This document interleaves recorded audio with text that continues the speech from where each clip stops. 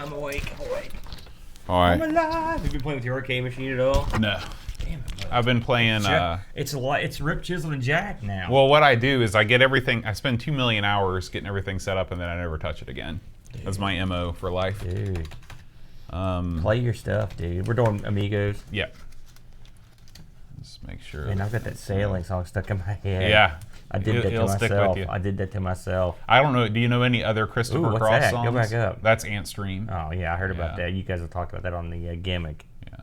Oh well, this is an upcoming. Look what Brent did. Yeah. All new wheel pieces. Oh, that's finally. Pretty cool. I've been bugging him. I hate the way I don't know why he doesn't put the art emphasis in the lighting, but I don't guess about it. Oh well, it's really hard to do. That's why I know. It's not that hard. I did some of those. It wasn't that tough.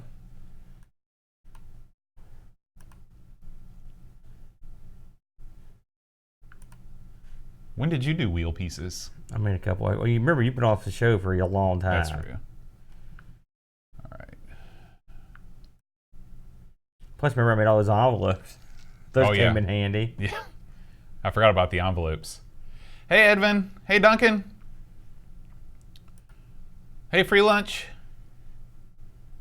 I want to put user on timeout. User. You give one of those boys a timeout. You're such a teacher, Boat. All right. A timeout rarely used in the middle school setting, oddly enough. They need to be used more. I just give them the cane. Yeah.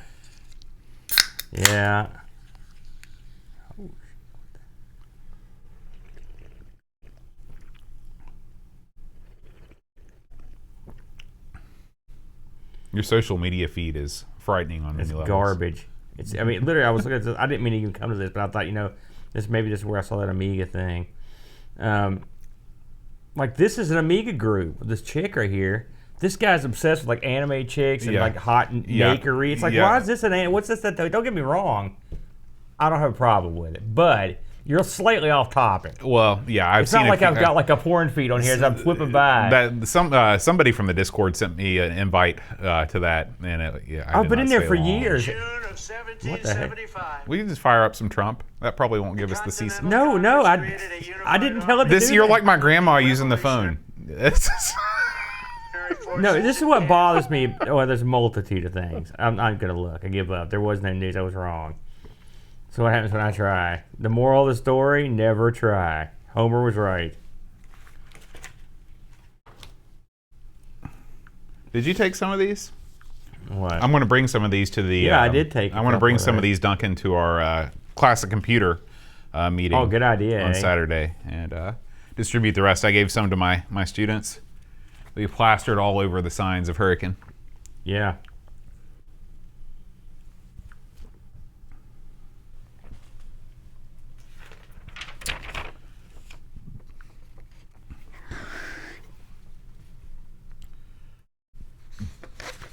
So what's going on, guys?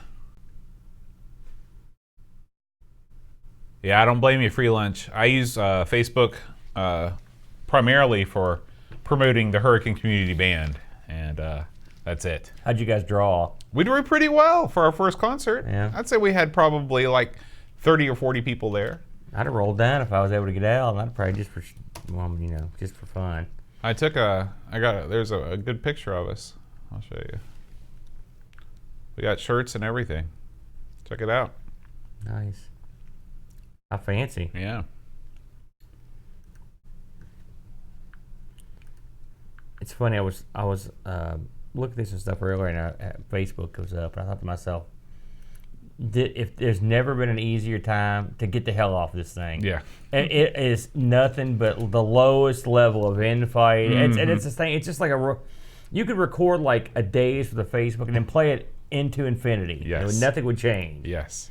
And it's like, yeah, we get it. Did you watch this? 10 years of LGR? No, I haven't got to watch nothing. I've not been on the net. I ain't done nothing. I ain't seen nothing. I don't even know why I'm here. Oh, yeah, because of the show. Your channel.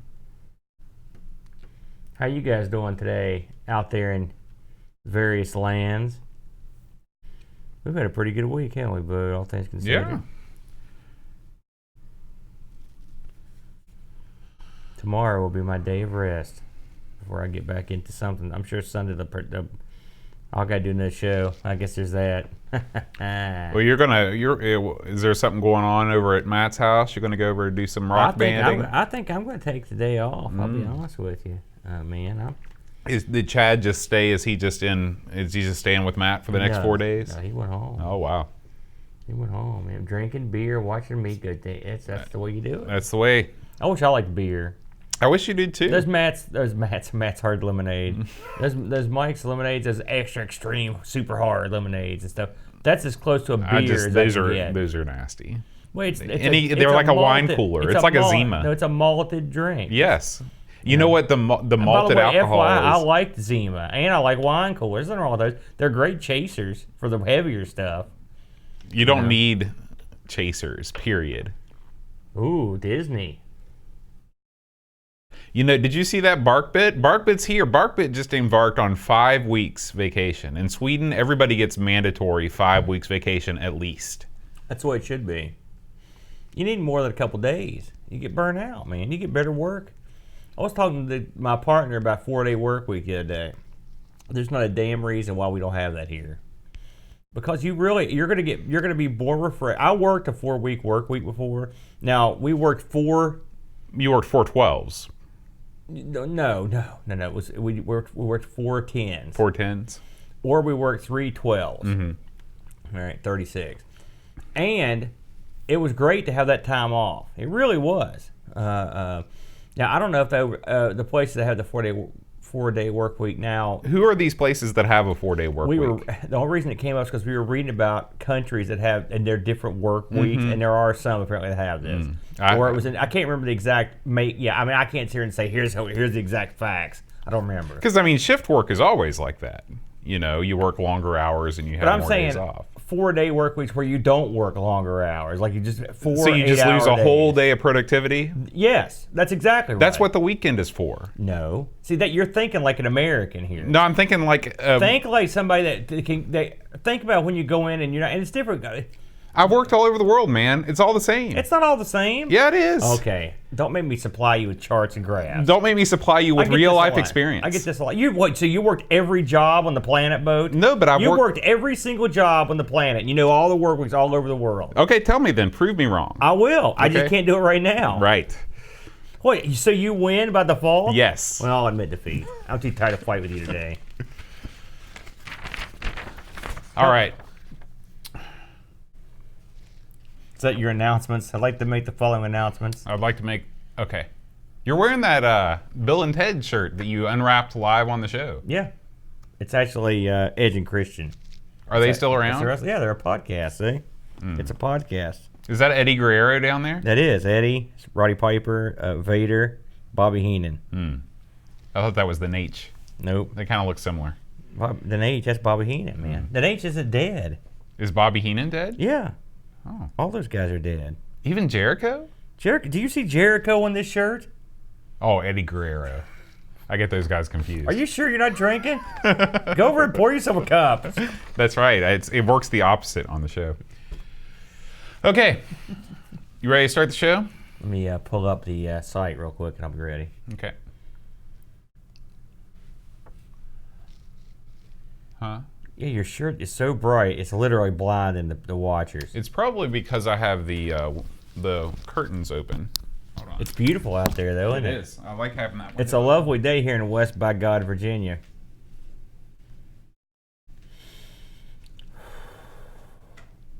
Oh, God. That's too dark. Is it too dark now? Yeah. What if I flip on this light? It's not too dark. That's dark. I feel like it's pretty good. Is that better, guys? No. It's too dark. Do you think That's too dark, yes. Well, then I'm going to have to close the curtain. I just can't figure out. I thought you were joking. You were serious?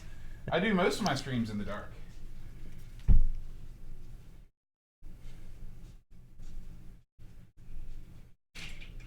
I like your shirt, by the way. Thank you. It's a vintage boat. I had to wear some of those t-shirts a lot because people were so nice about giving them to us. You know, I'm looking over this, the past... My shirts. I'm looking over the past offerings of the Dreamcatcher. Mm-hmm. I'm looking here, and I don't remember any of these. Did we just not do his stuff one week? No, he probably has just been very active. No, June 23rd, 25th, 26th, and July 1st. I don't remember a single one of these. Well, have you looked at them instead of just looked at the titles? Maybe when you look and click into it. Dude, there's one here that's Arachnophobia. I don't remember that. Hold on.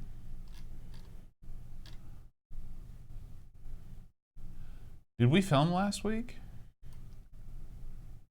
June 23rd. Yeah, because we talked about this was like based on that like weird European comic. We definitely okay, that one I remember. I don't remember Arachnophobia. I definitely don't remember that one. Well, we can start with that one then. You seem edgy, Bo. Don't be mad. No. I can tell. Oh, yeah, we talked about that too. Wonder Woman. Okay. Arachnophobia, I don't remember that Okay, one. well, that was after the show because that's from the 26th. What is this thing here? Brand. Oh, it says keep it secret. Okay. Keep it secret. Keep it safe. The New York trip didn't happen, Paul. We decided not to go, and by we, I mean I. It's been temporarily postponed. Yeah. We'll go one day. What are you drinking? Fancy water. Fancy water.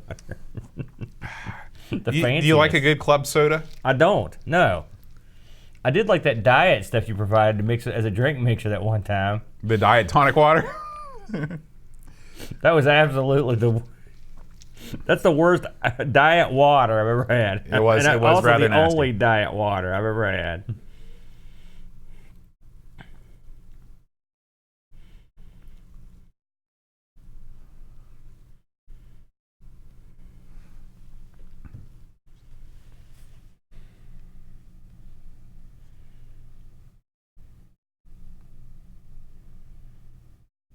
This is riveting. What? Are you waiting on me? I'm Yes. just checking these out. You know, I just want to try to get up to speed here. Okay, fine. I'm ready. Okay. I'm going to rip you to shreds in here. Are you sure you want to wear that hat? It's shielding your face. Yeah, see how much brighter you look? Now let me apply this makeup. Hi everybody, welcome to Amigos. I'm John. And I'm Aaron. And today we're going to be talking about a real classic of the Amiga library, Aaron. Agony. A real classic? Well, I mean, much like most of the real classics on the Amiga, it's not that good.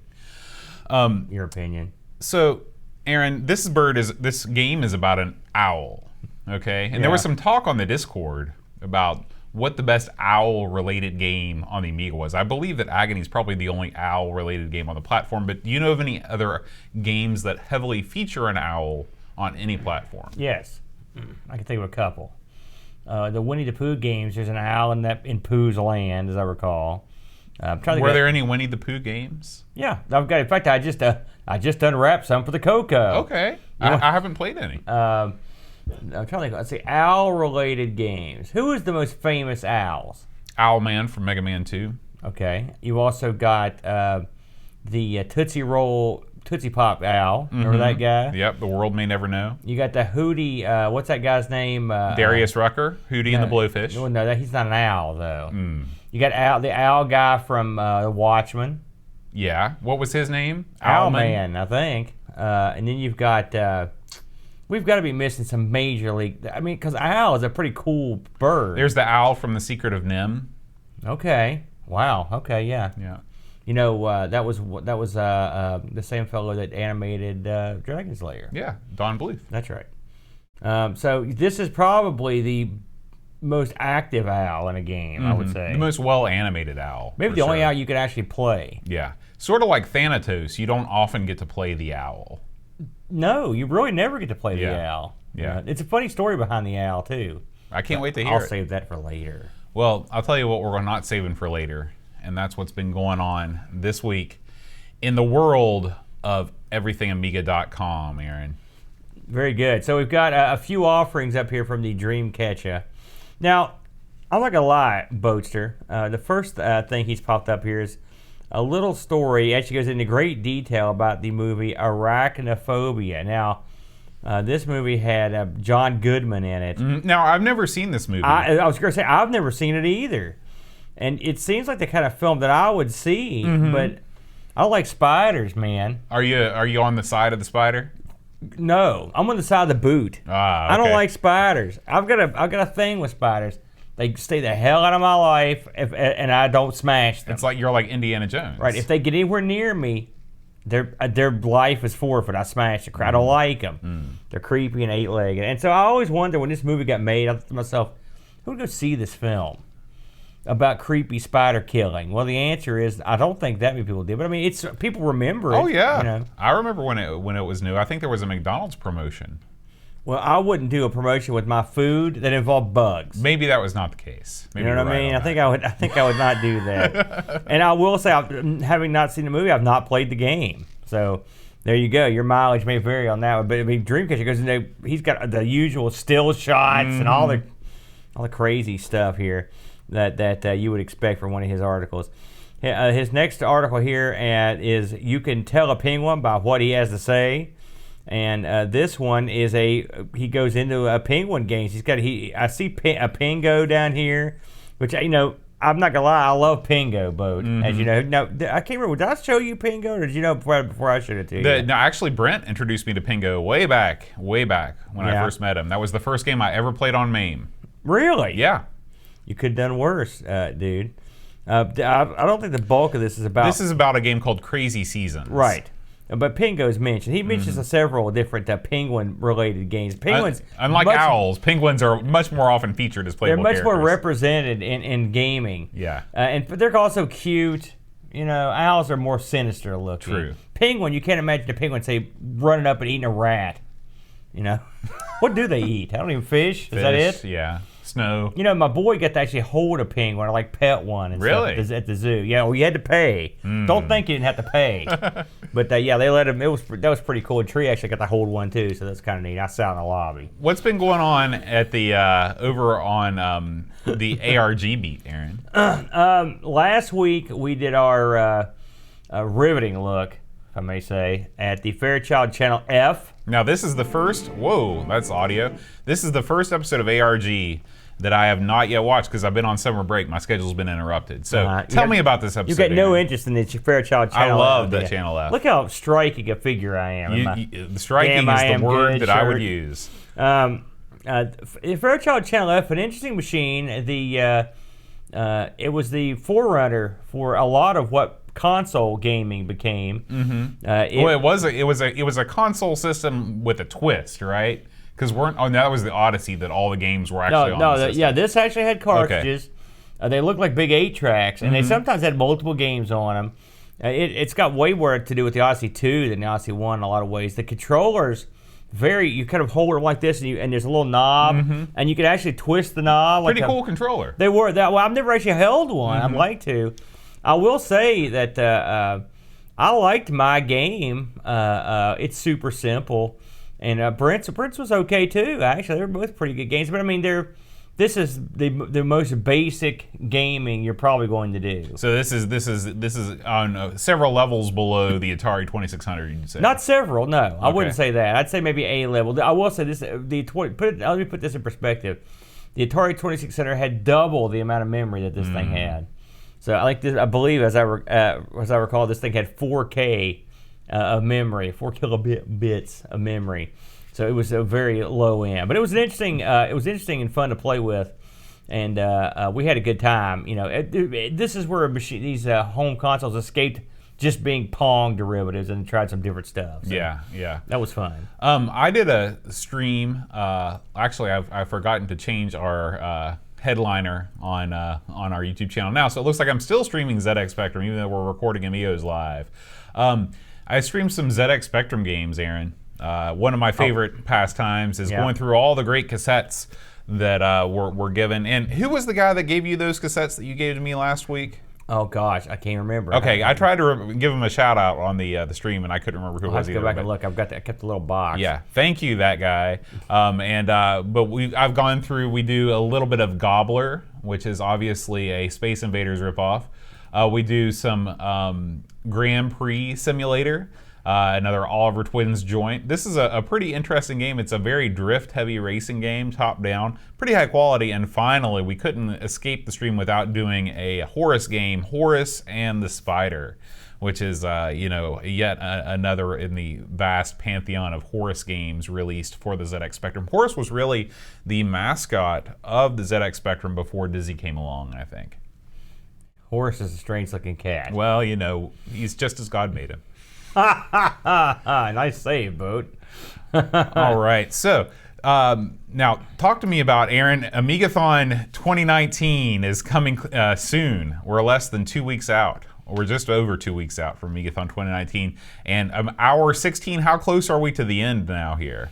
Well, I've got 2 more to produce. Mm-hmm. And I'll be doing those this week, and then we'll be posting hour 20, which is the last hour that survived. That will be being posted right before the Amigathon. Okay. So this was hour 16, where we looked at Jurassic Park, which again, you were out that week when me and Brent played that, and guess what? I still don't like it.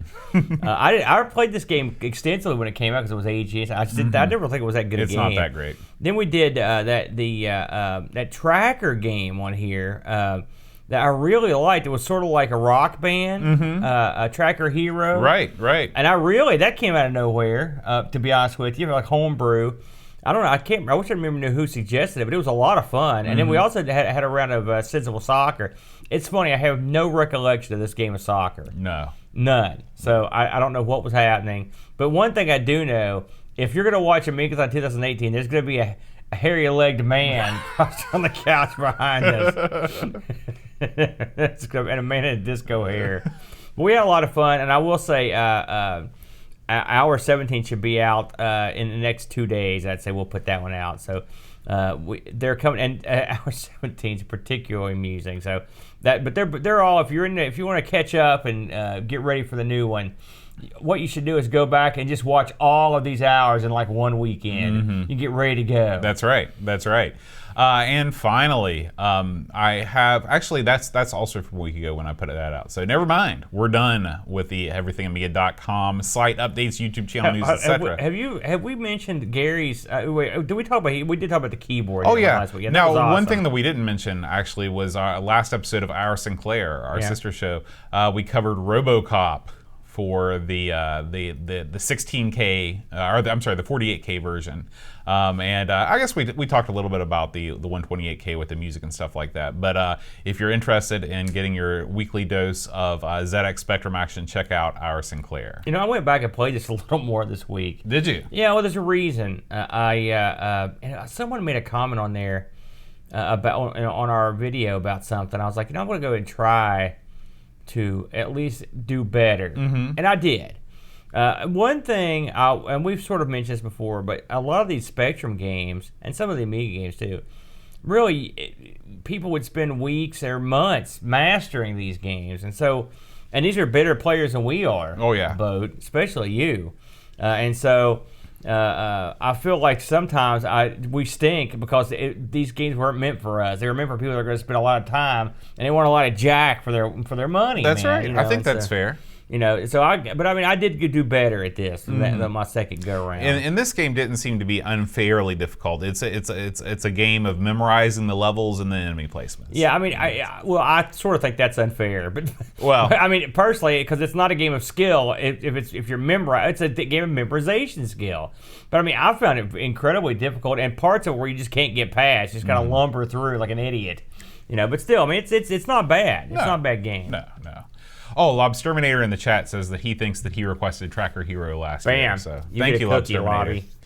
All right, Aaron. It's been a busy week in the world of Amiga news.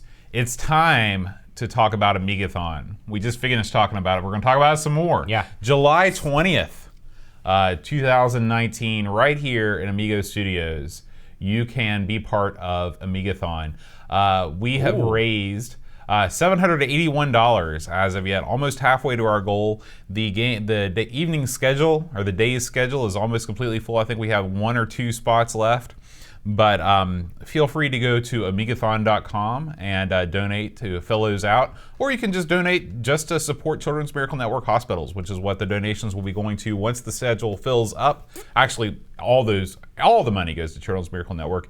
There are some donation incentives if you donate $30, you get a cool Amigathon 2019 magnet. $15 or more gets you a postcard with the logo on it. I like the logo for the Amigathon this year. I'm glad you like it. I also like the fact that if you scroll up a little bit, for those of you watching on screen, we're billed like as angelic. We're encased in this like angel box. Oh yeah. With a big old halo. See, that's I want this when I finally leave this mortal coil. I like to have that stamped on the casket. Just that picture. That's caricature of me.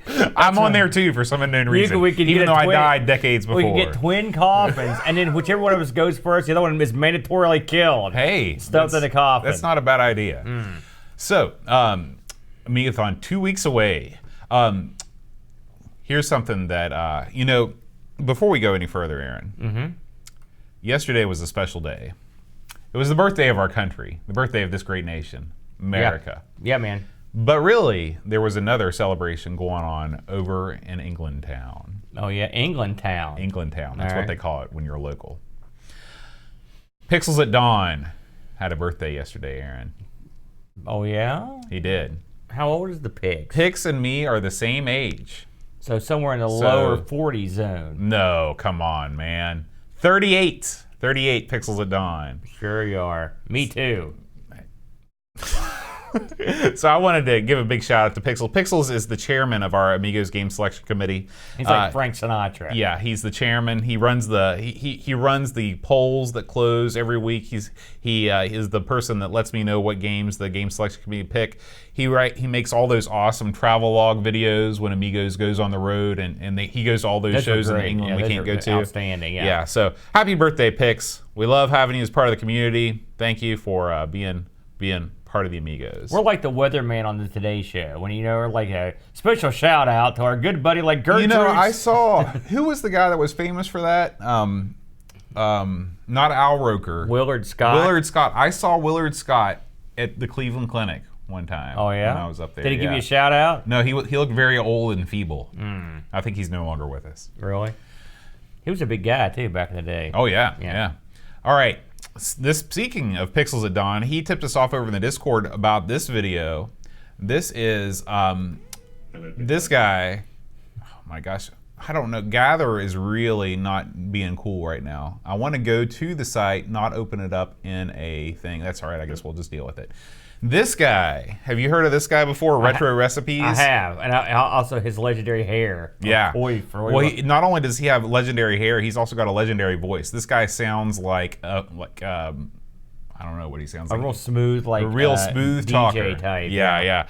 He found an Amiga 4000 with a big Apple sticker on it that has all of Team 17's inner workings.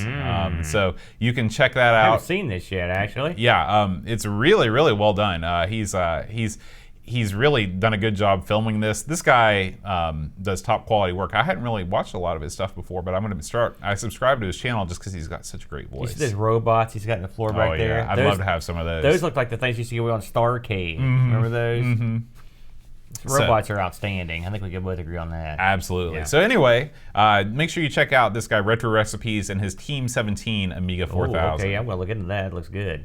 All right, coming up next, this is the Amiga PCB Explorer. Oh, I remember this from way back. We had a look at this. So this was something that we looked at when the show first started, but it came up again on the Discord, and I just wanted to make sure that everybody knew about it. You can actually go in here, select an Amiga model, and download a high-res picture diagram of the PCB. Yeah. So if you're doing troubleshooting, if you just want to figure out how something works, you can. It's a really, really super cool site. Yeah, I remember this. Yeah. And you can just print these out. That's what I was thinking. Line the walls with PCBs from the Amiga. That's right. Get them all. I've got a new idea for Amigo Studios East. That is nice. That's handy, too. I actually, believe it or not, I used this back in the day. Do you remember way back when my Amiga C32 stopped working? And some of the lines had been, how this happened, I've never known, but some of the lines from the, some lands got cut going from the connector. And so I had to go back and I used this site to try to help me trace those things out. It was quite handy. Cool. So, and this is AmigaPCB.org. I recommend it. All right, Aaron, moving right along. We've got a new kind of, this comes from Hackaday.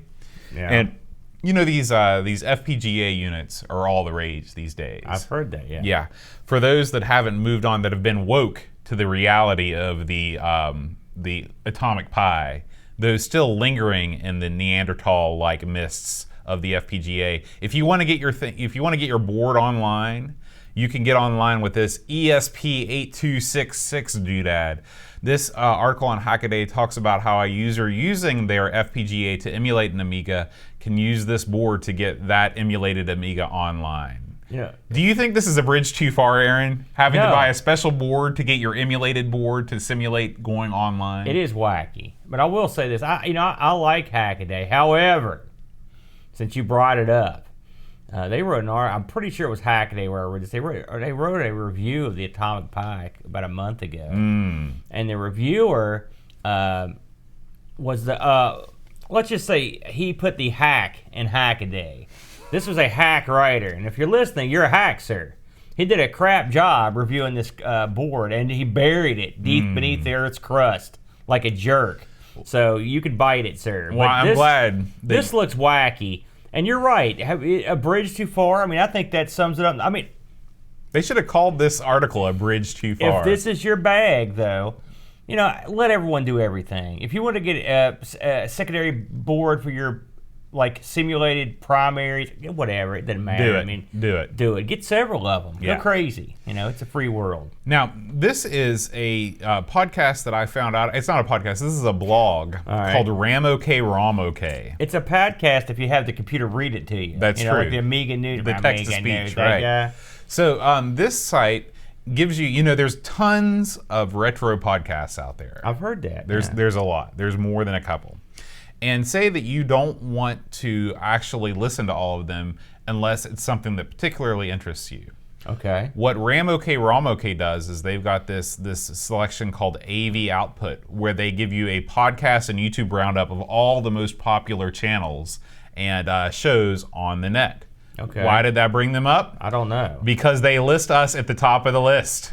You're kidding me. That's we're right. Part of this gang. We're right above 10 Pence Arcade, Atari Bytes, and Broken Token. Bizarre. Well, it's the old Activision strategy. I see. What's that mean?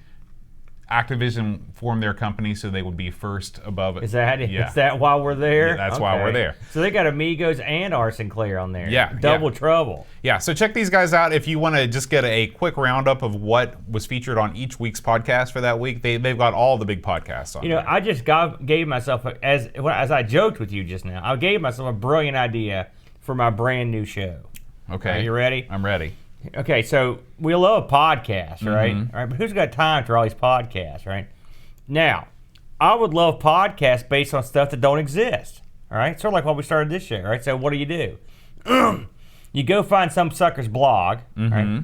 Then you literally feed it into the Microsoft Talk thing, and you record it, and you force them to have a podcast of their show, and then you release it. You can't fail. You should do it. Yeah, I think that's a great idea. I love it. Moving on. Amatopia, Aaron, has broken some news. I'm going to try this way and see if we can get... Oh, there we go. Look at you. Okay. What a hacker. So, did you know, Aaron, that 3 of the biggest cinemas in Norway used Amigas? I did know that, yeah. Well, for those of you... I keep up with my Norwegian news. Yeah, for those of you not up on the Norwegian news, I guess on these back-end cinemas in Norway, I'm getting all tongue-tied, man. Back-end cinemas. We got it. Keep going. I know when I go to the theater, I try to find the back-end cinemas. So what does that mean? That's where you're going to see the quality films. So they start at the end and then they work their way backwards. So you know the program Scalia. This is yes. like the Microsoft PowerPoint predecessor. Some say it was better than PowerPoint. Most of these people are big Amiga fans. No kidding. Yeah. They use Scalia to show ads in cinemas. Oh, yeah, I see. Yeah. So pretty cool. Amatopia, they're a real wacky site. They've got some. We've covered them several times. Yeah, and so make sure you check this article out, particularly if you are of the Norwegian persuasion, like so many of our fans are, and you want to leap back in time to back when Scala. So does this mean that these theaters have an Amiga somewhere stuck in them? Is that what that means? Yeah. Yeah. See, we need pictures of that. I'd love to see pictures that. of like the projector, and then directly under it, they've got the Amiga like wired in, hardwired in. Just soldered. Real messy job. All right. Hacked out. He strikes again. Finally, Aaron, I know you've been eager to test the speed of your Amiga once it's online. That's true. You can now do that with this new program that was just launched on AmiNet called Ami Speed Test. Yeah. Pretty good name. This allows you to get your Amiga connected computer or your internet connected Amiga and run a speed test in much the same way that you'd go to fast.net or the, what was that site, Ookla or something like that? Ookla? Yeah, I remember they always wanted me to test from the only West Ookla I Virginia. know is Ookla the Mock. Remember him? Uh-uh. You don't. We've talked about. Did him he have before. 2 Polynesian boys No, as well? he had Ookla the Mock, Princess Ariel, and Thundar the Barbarian. I know about Thundar. And his fabulous son Sword. Oh yeah, Ookla was the like blob thing, right? And no, you're getting this confused with a whole other cartoon. Oh. You're thinking of the blob guys. Mm-hmm. The Ookla is like a sort of like a Chewbacca type. He rides a real weird looking horse from Thundar. Did you ever watch Thundar? What was the cartoon that had the blobs? That was the Hanna-Barbera cartoon. Whole different cartoon. Actually, I think both of them were Hanna-Barbera now I think about it. But no. He was also a barbarian. Right, but that was a whole different cartoon. I know the one you're talking about. I can't remember the name of it off the top of my head. Okay. Which one began in 1999 in the far-flung future? That was Thundar? Okay. A runaway planet hurtled between the Earth and the Moon, unleashing cosmic destruction. Unleashing Thundar from his No, long he was sleep. around. He wasn't sleeping. Was he just chilling? This happened, and then hundreds of years later, Thundar showed up. Oh, so he wasn't there for the duration. No, this happened like right now. It could happen, and then 100 years from now, that'd be a Thundar. Okay. Sounds like a plan. Yeah. Let's talk about this week's game, Aaron. Agony. And I thought about this name of this game quite a bit this week. It always has intrigued me. They should have put the original box art for Pipe Mania on the on this game because remember they had that guy going. Yeah. Oh, yeah, you might be on some of their boat. So let's talk about Agony. I was a little bit more familiar with this than I have been in some of our previous games. So this bad boy debuted in 1992. 3 big discs, boat. On this one, and was developed by Art and Magic and published by Psygnosis. And the development of this is sort of interesting, which I'll get into that in a bit. One thing I want to mention is the cover, the very iconic logo or whatever of the symbols, the Agony. You know, the actual writing of the. Have you seen the name on the box? Oh yeah. I think that was a Roger Dean joint there. What? Roger Dean would not waste his time writing the word agony on a box. No, but he's cool looking. It's cool guy looking. So let's talk about some of the boys that worked on this. So you had a decoder on this one was Yves Grolet, and the graphics guys were Frank Sauer and Mark Aubenet. Now these guys all worked on a game called Unreal. Not the more modern one. Yeah. So these guys all work together on Unreal, and of course there was a slew of musicians on this game that worked on it. It's funny when you look at the credits. Like there's one song listed that has like 6 guys that worked on the one it's song. like a Beyonce song. No, yeah, it's sort of like that. It's like they have like a by committee they did this song, but it's instrumental. Like, what were they doing? Well, if you listen to the soundtrack, you can see how that happened. No, but this was one song. Like if you're watching YouTube, it comes up in a second. It says like credit songs. There's like 6 guys listed. It's like, what were they doing? Each writing like one note. They're collecting a paycheck. That's what they're doing. Right here it is. Yeah, loading music. You got 5 guys. There's different types of loading music. Maybe that's loading for every screen. Anyway, I'll just run down the list. So you had some of the musicians that worked on this: Timothy Wright, Robert Ling, Matthew Simmons, Martin Wall, Martin Iverson, Jeroen Tell, Frank Saucer, and the very famous Alistair Brimble also worked on this. And what happened was when Art and Magic decided to have Psygnosis publish this, Psygnosis brought in the big dogs to help them out in some of this stuff. And so guess what? the big dogs were a bunch of these guys that were that did work for something. I wonder how much of the game was complete before the big dogs were brought in. Well, a good chunk. Okay. I would say, and I'll get to that in a moment. So, what is this game? It's a interesting game that has you playing the part of an owl, which you're actually a wizard that has transmuted into an owl or whatever. The plot of this game, did you actually read the docs? Is there the plot? There's a plot.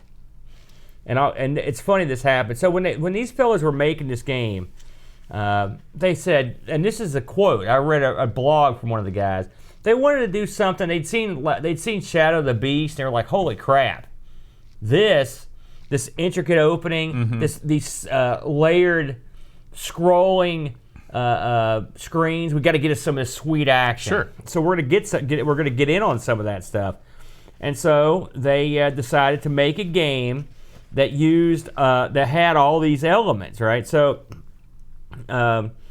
they wanted to have an animated opening sequence to beat the band, all right? So they put a guy on it and had him working. And so the backstory of this game, which presumably would have been displayed in this opening, is that this wizard guy has basically uncovered the secrets to life, the universe, and everything. Make your own planets. It's like the all. Is he the wizard from the Art and Magic logo? Who knows? That would be perfect because that guy's a wizard. Yeah. It's all-encompassing super magic. Well, this guy's going to die, and he knows it. And so he's got to decide which of his two pupils get the power. He's got two pupils. One is the fellow that turns into the owl, and the other is this guy called Mentor. Okay, so he has to devise a test that will ensure that the strongest one gets the power and the weakest one gets like eliminated, basically. And so well, that doesn't seem fair. And so this is the test. He's got to have this guy travel through, and I guess Mentor is going to try to stop him. Right? That's the plot of this game. So that he's putting both his students against each other. That's right. He's an evil wizard. No, he's not evil. He wants the best guy. What kind of teacher puts both his two students against each other in a battle to the death? Let's say Leo Laporte called. Okay. He said, listen, I need a new co-host for my show, and I want the best conceivable podcaster. And he's like, I'll listen to the Amigos, and you and Boat are like in my 1 and 2 position. I will only take one of you, and it'll be the one that kills the other one. Right? You'd be dead a million times. Yeah, I'd fold like Superman on laundry That's day. a brilliant way to do it, right? And I would work with Leo. It'd be that easy. Of course, he's a Mac guy, so we wouldn't get along. No. So really, I'd be in trouble. I guess I'd be killed. So anyway, that was the plan. And so you play, your guys turned into this owl, who wouldn't, fly through the game, try to beat everything in your way. And ultimately, you fight Mentor at the end. That's the plot. Mentor is a really lame name. It is a strange name considering that guy isn't your mentor. And he sounds like a Masters of the Universe cast-off, really. Well, listen. Mentor. Listen, I didn't name him. Maybe he's Minty Fresh. I don't know what the story is. So, here's what happened. They made this game. They got together. They got this guy working on this intricate, awesome opening sequence. All right, well, they get to work on this game with Psygnosis, and lo and behold, they creep into that 4th disc zone. That's a no-no. Yeah. Too many. Too many. So something's got to go. So the long, drawn-out animated sequence that opened this game, cut, got axed. Guillotine. It was gone. So, and all you can do now is effectively read the manual. Because even if you watch, I watched this. I played every level of this game. And I watched it played in its entirety. One cannot ascertain the plot from these still shots. Well, and the thing is, if you watch the end of the game. I don't know if you watched the end of the game. I think I forgot that. I watched most of it, and then I didn't watch the ending, which is weird for me. The end of the game is, it's one of those, here's some text, here's some more text, here's yet more text, the end. You know, like, it's like, yeah. You know, you worked your... Like, it's clear from this screen, you know exactly what's coming up next, you know? It looks like one of the guys from Shadow of the Beast, actually. Yeah, there's a lot, well, that's something else that was one of the things they wanted to put in the game that Shadow of the Beast has, is they've got these beautiful still screens that are like paintings, and so they wanted to do that too. And so what these guys did when they developed this game, this is straight from the mouth of Frank Sauer, all right, one of the guys that worked on it. They split the levels up, so they, like a couple guys worked on levels 2, one guy worked on level 3, and so they would get a different theme going, right? They also wanted to do something that was more nature-based. right? So that's why more nature. So that's why in this game, as opposed to like going to hell or space, where this is all like everything in the game is a natural. You've got swamps and forests and mountains and that sort of thing, and oceans and whatnot. And it looks realistic. It doesn't have that Lionheart sort of like alien, like, because Lionheart was very organic and naturey too, but it looked odd. And this looks more earthen. It does. And Frank here actually did the 6 paintings, and for the low levels, that was all part of their plan. And so one of the big things they had to do in this game was to try to figure out how to get. Their goal was to get tons and tons of layered scrolling. And they would come up with all these crazy tricks. And they did stuff that no one had seen. It was blowing everybody's mind. So in 1991, they started pitching this game. And lo and behold, here comes Psygnosis. They're like, yeah, we want some of this sweet action. And they were in. And they signed up to do the game. Of course, this is right up Psygnosis' alley. I mean, if you look at this game, it looks like if you said, "Hey, I want a shoot 'em up, but I want it to be like Shadow of the Beast, and then I want the music to be sort of like Shadow of the Beast, and I want the art style to be like this is." I mean, I thought for sure some of the same guys would have worked on it. You know, it's very Shadow of the Beasty. Of course, here's one thing that always blows my mind. Is this is a beautiful game. No matter what you say about the gameplay, we'll get to it in a moment. Another game here. That is, it's amazing that an ECS OCS computer can put this sort of graphical display out there. It blows my mind. It just it shows once again that AGA was just one of the biggest disappointments in computing history. Well, that's not true. AGA could do just more, but they squeezed a lot of what they had. No, AGA sucks. No. It does. It was the biggest disappointment in computing history. What do you base it on, Boat? Okay, pretend like there was an AGA version of this game. I'll tell you what you'd get. You'd get slightly more gradation between the blue and the pink layers of the parallax backgrounds. That's it. I'm just gonna let you wallow. You're gonna let me. You're gonna let you wallow in your. I'm gonna let you just stew over that. I don't agree with you on that one anyway. So let's get to the actual game here. You are tasked with traveling through all these various scenarios, various stages with your owl, and beating an end boss at any level. They did not reinvent the wheel in terms of gameplay. Your owl. Now, one thing there are some differences that make this a more interesting sort of a shooter, and in some ways, and not as interesting. So, this game, as beautiful as it is, has a much like a Shadow of the Beast. It has crummy enemies. I'll be honest. I'm just going to say it up front. And when I say crummy, it's the way that they enter the screen, the way that they move around. I just don't like it. It's the same thing. It's Shadow of the Beast does the same exact thing. Where for example, 4 or 5 of the same looking enemies just falls out of the sky, or they might spin around. The word you're talking about is laziness. Well, I don't know. I can't say that because I don't know if it has something to do with all the stuff they had going on. Maybe they couldn't get. I mean, when I'm playing one of these games, I want stuff to come out like R-type or something. Yeah, I'd like the enemies to move and not just float. Yeah, they just kind of they float in, then they float back out. Yeah, it's. I'm trying to think of a game that this reminds me of, but I can't. Shadow of the Beast. Well, no, but I'm talking a shooting game. Oh, but I mean, there's plenty of shooting games that are like this too. It's weird and not in a good way, in my opinion. That stuff just kind of shows up. Yeah, I mean, the least amount of when you think about the amount of effort that went into these backgrounds, and then you contrast that with the amount of effort that went into the enemies.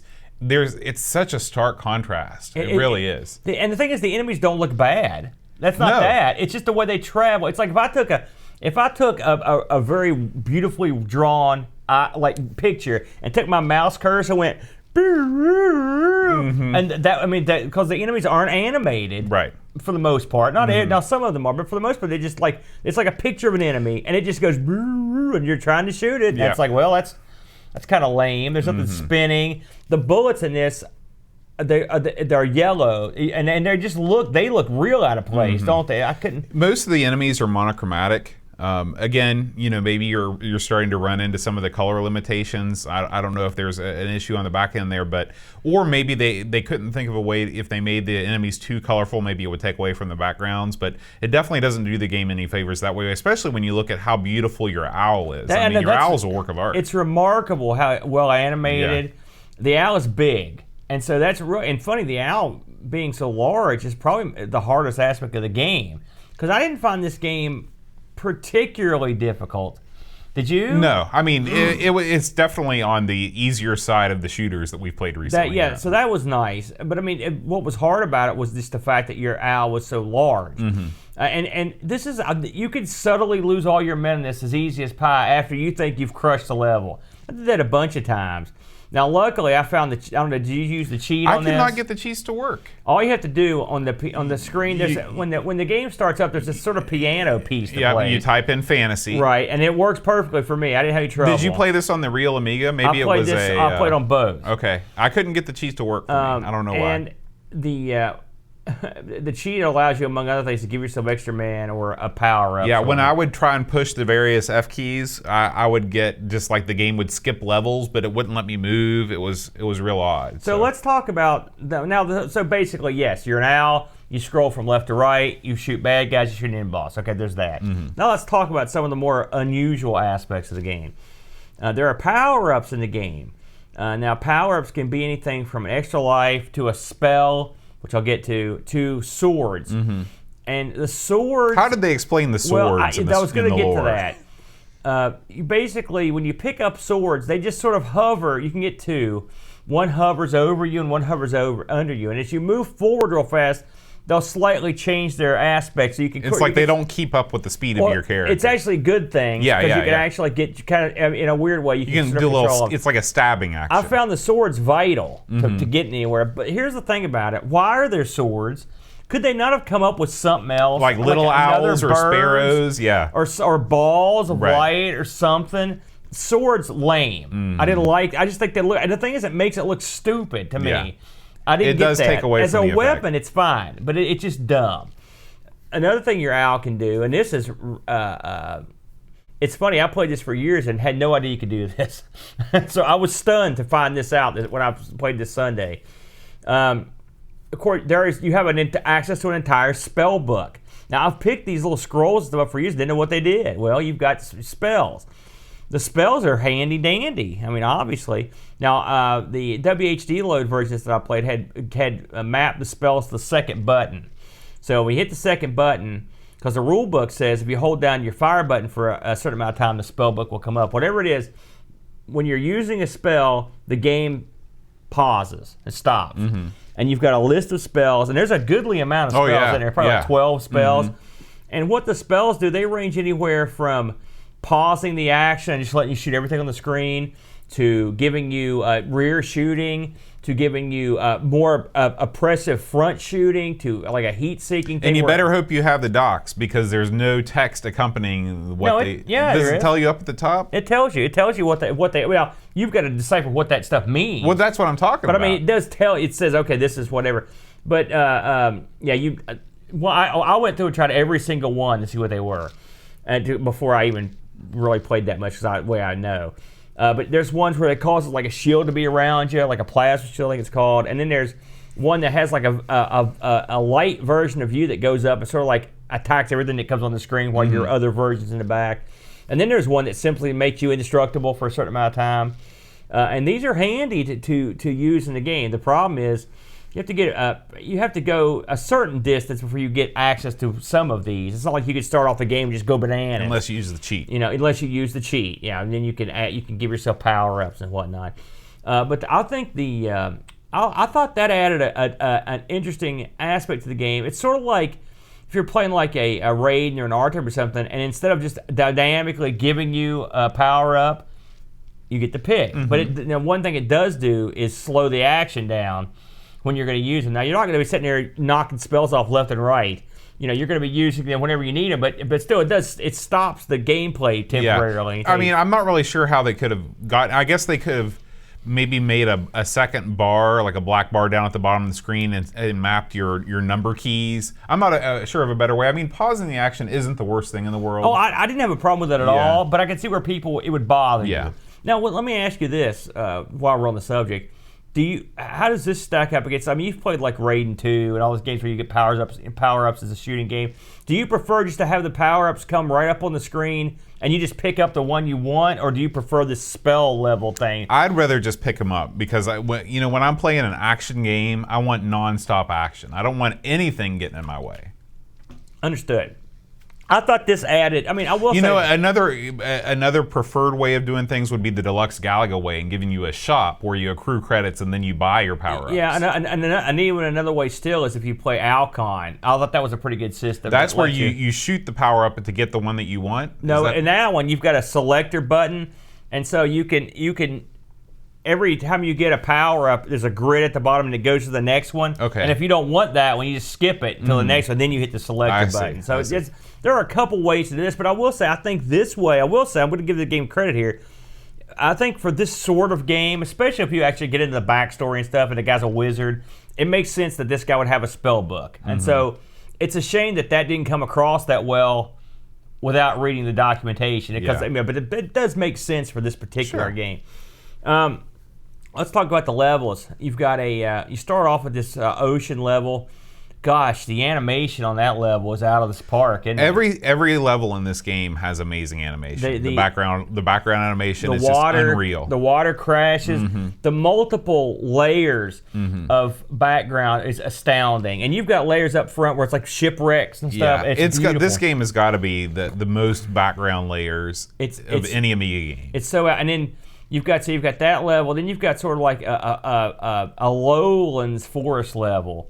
Then you've got like a swamp type level, and then you've sort of got this, and I think this is probably my favorite level.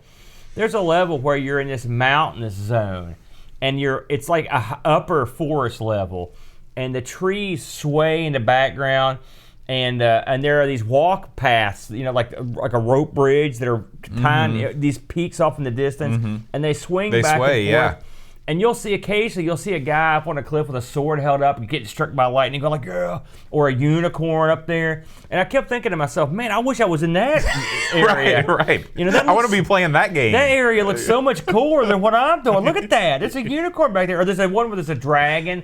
He's like looking up and there's fire shooting up in the air like it's a volcano. You're like, my God. Yeah, that's awesome. It's astounding. So clearly they just unleashed a graphics guy. That's like just go crazy bonkers on this, and they did. And so the backgrounds are outstanding. Music.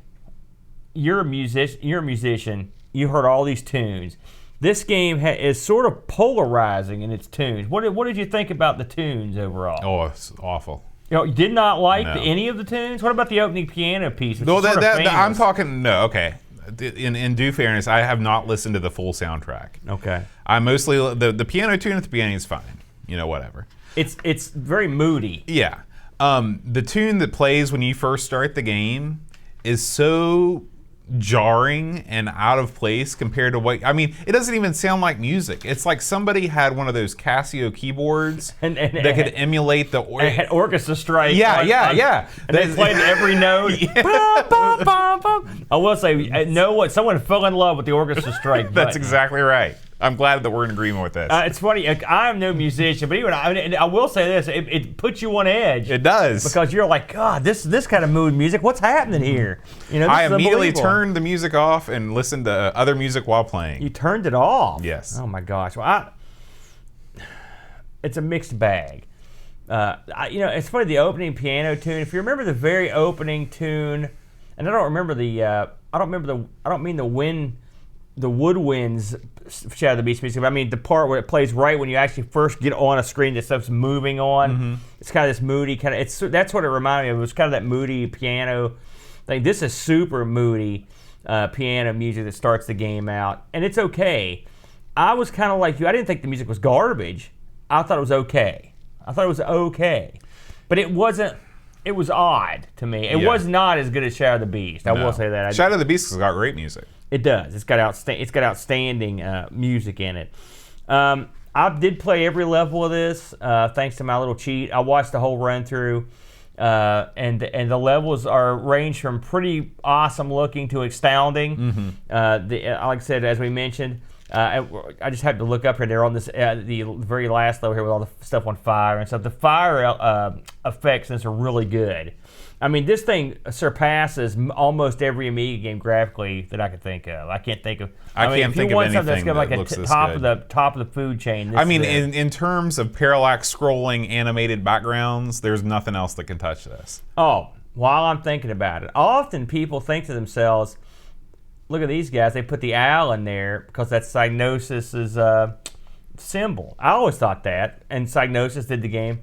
According to the guys, the owl was a independent choice, not forced on them or given to them by anybody because they thought owls were cool. That's okay. So there you go. So you can make that what you want. But that's basically what was said. The owl was all their idea, and that was just the way it is. So there you go. This game was a tough game to stand in judgment of, and I knew this was going to be a real wacky one when we got picked out because this game does a lot of stuff right, and it does a lot of stuff wrong. What did you think? What were your overall assessment of this one, Boat, when push comes to shove? Let me tell you, if you could just take the game out of this and turn this into an After Dark-esque screensaver, where the backgrounds just scroll by as you watch them, it would be approximately 1 million times more enjoyable. So you didn't find any pleasure in the actual gameplay at all? No. I mean, there are so many good shooters on the Amiga. I mean, think about all the good shooters that we played over the years. Even just a couple weeks ago, we played a great shooter that's name escapes me. But this is just so generic and so poorly done. I mean, I don't want to say it's worse than Hybris, but it's definitely one of the games that... Worse than Hybris? Hybris is awesome. What are you talking about? Were we talking about the same game? You clearly have forgotten what Hybris is. Episode 1 of Amigos? Yeah. The worst game we could have started with? Remember how dopey that crab thing looked jutting across the screen, the first boss? Remember how dumb it is to rotate the stick 360 to get your smart bomb to move? Hybris is an awesome game, and as I recall, you gave it high praise in the first episode. No, I was probably being nice. No, it's a great game. Hybris is a way better shooter than this. There's no argument there. I'd put this on the same level as Hybris. No, Hybris is I think this is a much better shooter. Now, this is a much more attractive and modern shooter, but I think Hybris is a better shooter. Now, I think there's some fun to be had here. I'm not going to completely, I am serious though. I would love it if there was some sort of a hack or something where you could just turn these backgrounds into some sort of Amiga screensaver and just run that and play some cool music behind it. It would be super neat. I will say it's funny. When I was researching this game, someone, and I don't know if this ever gotten finished, but someone uploaded a video, and it was about 3 minutes long. And they had taken this game and they had developed it in the Unreal Engine. Really? And so it was a sort of a modern take, and it was like basically someone playing the first level, and it looked pretty good. Mm-hmm. It's pretty interesting. I think that if they would have taken out the swords concept and added some extra birds and made that fit the theme more, the biggest, I just can't get past how lame the enemies look in their attack patterns. I mean, you just got to do better. There's only two elements to a shooter. There's you and there's the enemies. Everything else is irrelevant. It's funny, this game also, when you think of games, this is the exact opposite of bullet hell. Like, there are hardly any bullets at all. No. It's just more like enemy hell. Yeah, you're quite a large sprite, and that adds to the challenge, but it's really just, this game gets a lot of praise from a lot of people, mostly I think due to the art and its association with Psygnosis. But I mean, it is a definitely average to below average shooter on the platform. Well, if you consider all the good shooters on the Amiga, I would not put this in the top 10. No. Let's put it that way. But I mean, art-wise, it's probably number one. It's beautiful.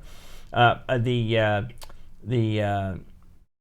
professional reviewers did not necessarily agree with us on this one, Boat.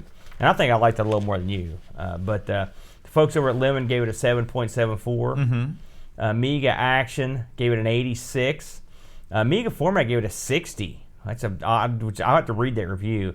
Amiga Magazine gave it a 9 out of 10.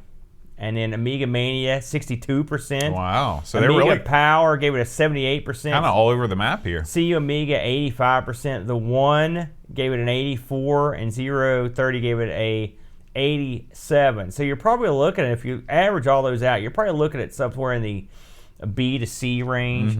I'd say that's about right. I would say this is an A graphics game, a sort of a B- musical game, and an actual the gameplay is somewhere in the C level. The one thing I did enjoy about it is that, and that was refreshing, is that I didn't suck at it. That I will say that's part of my enjoyment. The difficulty was not incredibly hard, which was welcome for sure. The actual box this came with a poster. The box cover, as I mentioned, the logo was done by Roger Dean. The box cover artwork done by Tony Roberts. I can't believe. I mean, Roger Dean, man. He did a bunch of good games. Logos. Oh, he did a bunch of good record album covers. But I'm saying, same guy. Yeah. On eBay, these were going for some bucks. Some of them. Now I looked at some finished auctions. You're looking somewhere in the 50s. I even saw one of these going up in the $200 range, which one would assume that one would come with the poster and everything in it. These Psygnosis games are highly collectible, and so this is another one that has that sort of rock star look to it. And was this? I can't remember. Did this get a release on the PC, or was this Amiga only? I don't think it got released anywhere else. Okay. So this is sort of an exclusive. This is a difficult game to, like I said, to look at and try to. I want to love it. I mean, there are so much aspects of it I really like, but it falls a little short for me. Let me tell you what some of our Discord users said. Chris Fold says, "This game reminds me of a girl at university. Great to look at, sounds nice, but way too hard to get along with and a bit lacking. 6 out of 10. Deckard Threepwood says, "I never played this back in the Amiga's heyday, so no nostalgia attached to it. Or is there? Well, if Shadow of the Beast 2 was a shoot-'em-up, this would be it. Their appearance is extremely similar, the color palette is nearly identical, and I'm sure some of the same enemies have been used. The music let this down for me. A shooter needs great pumping soundtrack, but I found that this music didn't go with this type of genre and found it repetitive. 5 out of 10. It must not have been the continual orchestra strikes. Yeah. Graham says, a side-scrolling shmup where you control an owl. The Psygnosis Company logo, though, we've busted that myth wide open. Flying through 6 levels. The game is visually impressive with 3 layers of parallax scrolling and palette swapping and flashing to make this look stunning. Sounds are decent, and the game plays hard but very fairly. It's not as difficult as other shmups, making this one of my favorites on the Amiga. 7.5 out of 10. And finally, Duncan Styles says, "You won't find a better animated bird on the Amiga." True. Think Amiga graphics and you think of that typical Psygnosis style seen in many of their games, used here again to great effect. I wish more enemies were animated and not simply static. Didn't like the in-game music, too many crashes and stabs. Gameplay-wise, it's an unremarkable shooter. Good, but not great. 7 out of 10. You know, Duncan also, as I was watching Check About, mentioned something that was actually mentioned by the fellow that did the blog I was talking about, that Frank Sauer, when they discussed on having the owl as the logo for this game, as the actual player character. He did mention that part of the reason they were all obsessed with owls was because of the movie Labyrinth. So, and which is what I don't know if Duncan knew that or just mentioned it in jest, but that's one of the places that they got the idea. I'm gonna have to watch that because I don't remember an owl in Labyrinth. Is he like a main guy? Yeah, it's funny. We've got a Labyrinth calendar right now in my living room. We love Labyrinth. You know, it's funny. I'm reading a biography of Jim Henson. Oh, yeah? And literally, as I was doing the dishes, I'm listening to it on an audiobook. They were talking about Labyrinth. Do you know who Jim Henson originally wanted to play Jareth? It was like, was it like Mick Jagger or something like something? No, it was, God, I've heard this. Who was it? Go ahead. Sting. That's who it was. And his 2 sons were like, no. Yeah. No. Sting is a flash in the pan. You need somebody established. Well, you need Bowie. Oh, to be fair, Sting was not a flash. At the time, Sting was a flash in the pan. I can't remember had the been year. around. It was 86. The police. So this is before he did Dune and stuff, right? Sting was in Dune. Wasn't he in Dune? I don't know, but that doesn't necessarily make you not a flash in the pan. Help me out, guys. Sting in Dune, right? I haven't seen Dune, but. I tell you who I have seen, all these fine folks in the chat with us right now. Picard 2005, Edvin Helland, Necronom, Lobsterminator X, Duncan Styles, Eric Sundstrom, Neville Overman, Thank you guys, Amiga Bong, Barkbit, for being with us.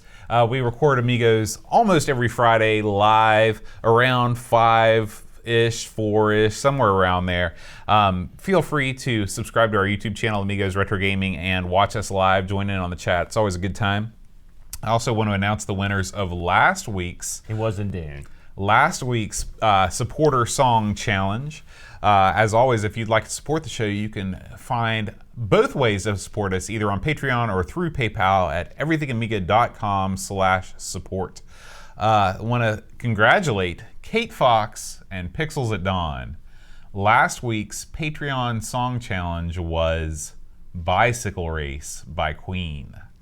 You don't know that song, do you? I've heard it's it, college but I didn't music. get it. Queen?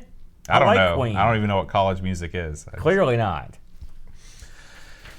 This week, if you know this week's supporter song challenge, send me an email at john@amigospodcast.com, and I will include you in the list of winners when we record our show next week.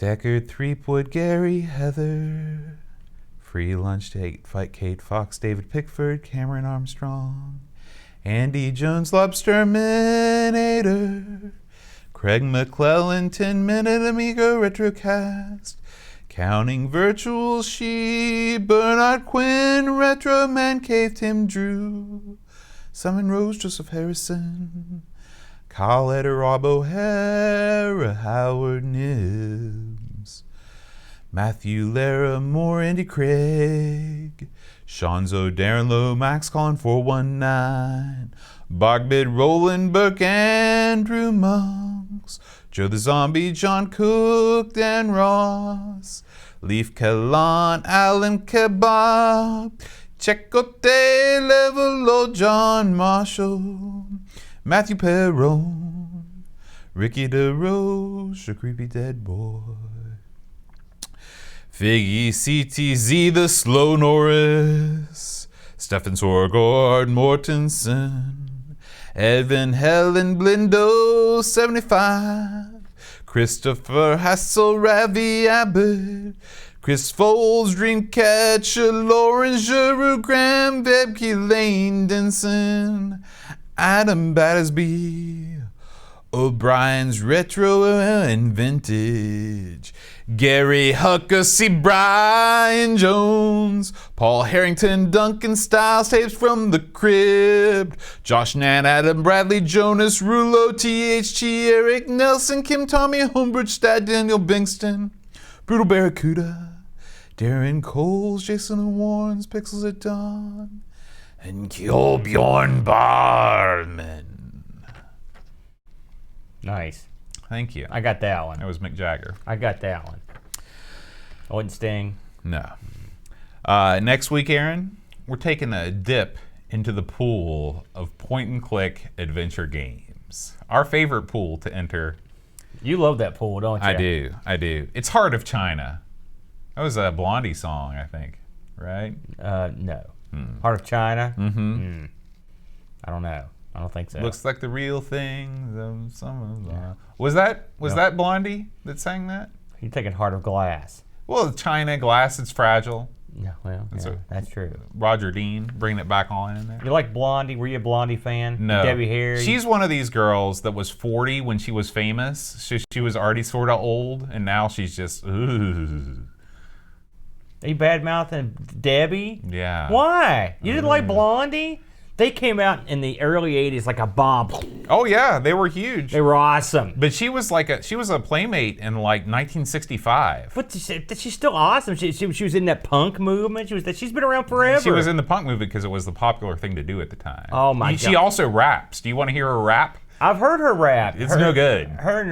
She was in the original rap. It had, what was it, Fab Five Freddy? Mm-hmm. Yeah, there's a reason why that never gets mentioned. You hear that all the time. I've heard that song a million times. Fab Five Freddy told me everything was fly. Remember that song? You remember that? No? No one plays that song. People don't remember it. You're not on the channels you listen to. Tune off the college music and get some of the old retro going, man. You'll hear it. Okay, I will. All right, guys. Thanks as always for watching. Make sure you check out Amigathon.com if you'd like to contribute to our marathon coming up in 2 weeks. We'll see you next week. Until then, adios. Can't believe you brought up Blondie. She's no good. What? She's entirely looks. Everybody that likes Blondie. She's not attractive. She was a Playboy bunny. Yeah, in the 60s? Yeah, and then she was 40 when she was famous. I don't know why people like her. She had a hit just like, what, 15 years ago? No, that was Cher. No, her and Cher have both done that. She did it too. What was her hit? Give me a minute. Yeah, it was huge. Oh, okay, Boat. God bless. You don't believe nothing I say. Killing me. Debbie. Thank you. First thing that comes up, Debbie Harry's age. She's old, that's what. Lobsterminator says Blondie has several good songs. They've got tons of good songs.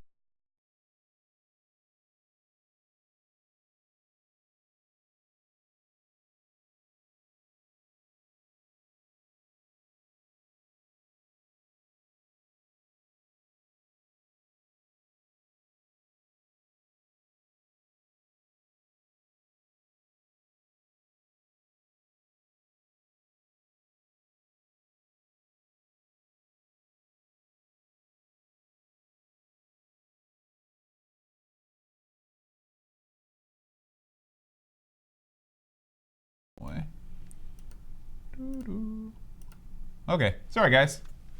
Thanks guys. You ready to? You didn't miss much. We were just talking about Iggy Pop, how lame he is. Poor Boat. You are in a mood today. You are in a mood today. Seriously, he had that one song that's used on all the soda commercials, "Lust for Life," and that's it. I've got a couple of his albums. You never heard? You don't say "Hey Iggy Pop." You like China Girl? He wrote that. He came and performed it. I like that song. He wrote it. That's weird. He also performed it. You ever heard it? No. Do you like The Passenger? I am the passenger. You hear that was on Man I Right? No, nothing. Listen, Iggy Pop's a weird guy. He is. So not like him. I'm not gonna be like, you're a piece of garbage, Boat. But I mean, he's not that bad. Plus, Debbie Harry was in Tell Us the Dark Side movie and on the show, double. Really? Yes. Was she a fan and petitioned to be on it? She was awesome. They're like, we need to get this chick because she's awesome. I don't know if that's how it worked. She called the Tales of the Dark Side guys and says, guys, it's been a while since Heart of Glass and I need something to put some money in the old bank. By the way, she was in the inaugural episode of Roller Games. Roller Games. Now I know that she was hurting financially. Well, it was syndicated. So, so there you go. What do you think about that? Well, I would be in Roller Games if they paid me. You're not finding it. There was no hit. Here's what, 1986. Okay. This is hardly 15 years ago. This isn't the one I was thinking of, but I'm just saying she had hits that strung throughout the 80s and into the 90s. In Latvia. No, here. This is a lot like the Job thing. Because you've never heard of them doesn't mean they don't exist. No, that's exactly I can't name all right. the opera hits of the 30s up to today, but I mean, they're there. Someone's buying them albums. Bloody well ain't me, but they're there. Iggy's got a show? Oh, on the radio, yeah. Everyone likes Iggy and the Stooges. Yeah, I mean, he's sort of one of these guys that is like Ozzy. In his old age, you know, people look back and they say he used to be dangerous, but now he's an amiable old man. I wouldn't take him I wouldn't take him to meet your mom. Well, Would you take Ozzy to meet your mom? No. But, I mean, there's a lot of people I wouldn't take to meet my mom. Well, I'm just saying. I hope you were a lot better at this game than I was, Boat O Car. Well, we'll talk about it. You ready to start the show? Oh, no. I'm not ready because I don't know what we're playing next week.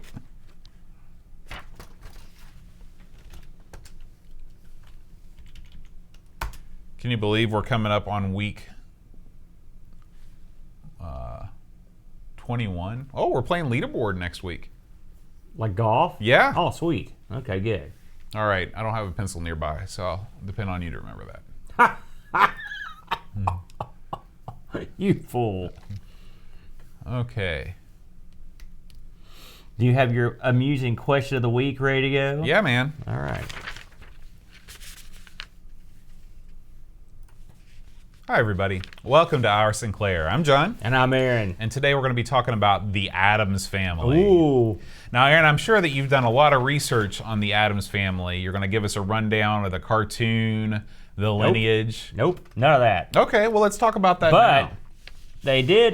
Now, let's pretend this is a quiz. You tell me when I'm wrong here. Okay. So we have covered this game, not this exact game, on a previous episode. We literally covered it 4.5 years ago on episode 3 of the Amigos. Wow, was it that long ago? So you don't worry about boring people. Okay, good. So this started off as a comic strip, I believe. Do you know where? Was it in the New York? No, it was in a magazine. It was in the New Yorker magazine. I was close. Yeah. I was so close. And the guy that did it was he named Addams? Charles Addams. Charles Addams. And I want to take Charles Addams by the hand. That's Charles Atlas, but close enough. And then this got developed into it was a weekly strip that got developed into a TV show. And it starred, it had Gomez, had all the whole gang in there, and would you consider this? I guess it's a pretty popular episode, a pretty popular series in America. Sure. I wonder if I guess it extends worldwide, doesn't it? I mean, because I think the movies were worldwide. I think that the movies would not have been released internationally if the wider world didn't know of the Addams family from before. It's I never thought about it, but I guess it's pretty popular. The theme of the Addams family, weird family in a creepy house, that's an international phenomenon. Okay, yeah, I never thought about it. Did you watch this when you were younger? No. Funnily enough, when I was growing up, the Munsters was in very heavy rotation on stations like Nick at Night, and I think TBS might have shown them or something like that. But the Addams family was just not shown that often. I didn't like the Addams family or the Munsters that much. Really? But of course, when I was a kid, you watched everything because there were no alternatives. There was no cable. There wasn't jack squat. So we saw all these shows.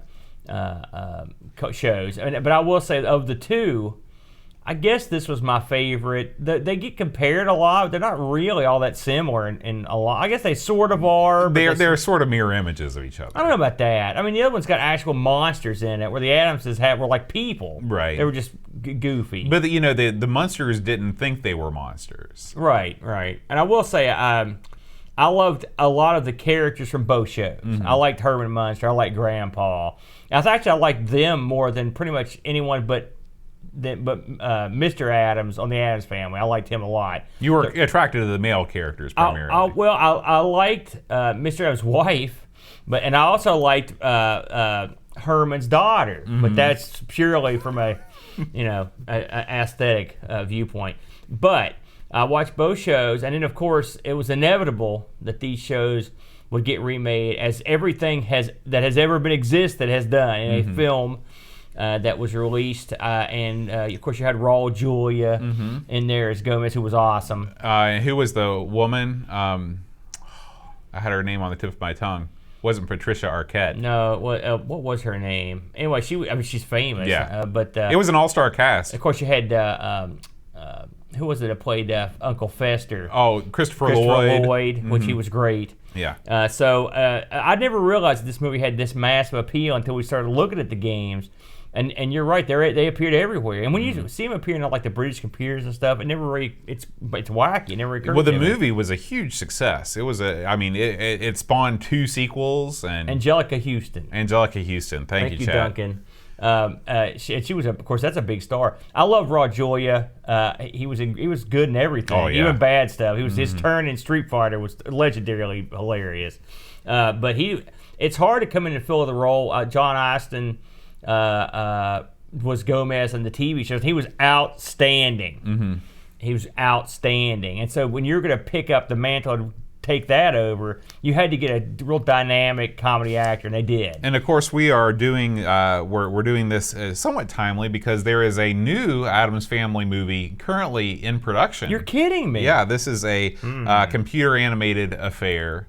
Lots of people don't like it, and I think it's because they're not familiar with the original cartoons, because these are based on the original New Yorker strips. Oh, I see. So in that art style? Yeah, so the it doesn't look like Raul Julia, Right. It looks weird. They released, I believe it was the third one of these, and I can't remember which one of the Addams Family, but as I recall, there might have only been one sequel. I think just the Addams Family Values. Right. Well, there was another one that was like a direct to video. Oh, maybe that was it. Tim Curry played Gomez. Really? I love Tim Curry, y'all. And of course you're surely familiar with Tim Curry from the Rocky Horror Picture Show and Clue and about a million other bit parts he's been done over the years. But he's great. Now, that much said, I never saw it. I can't imagine. I don't like the thought of Tim Curry being in like a direct-to-video loser version of the Addams Family. We don't want to think of it. But he could probably pull off Gomez to a certain degree. It depends on how far into his current decrepit state he's in, because he's in bad shape this was now. years ago. This was years ago. If you ever saw. Did you see the movie where Tim Curry played the guy that gave elocution lessons? Bugsy was Sylvester Stallone comedy. No. A gangster.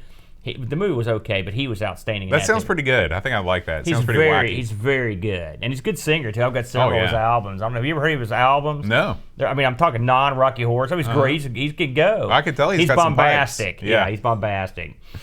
So this movie was this was the first movie soundtrack I ever bought. Oh, really? What got you over the top on that? The Addams Groove by MC Hammer. I knew. Hey, I wanted that song so bad. It's better than that sequel's theme, that's for darn sure. And it's so funny because the Addams Groove does not appear on the soundtrack. It was like licensing rights prohibited it. Did you know that when you bought it?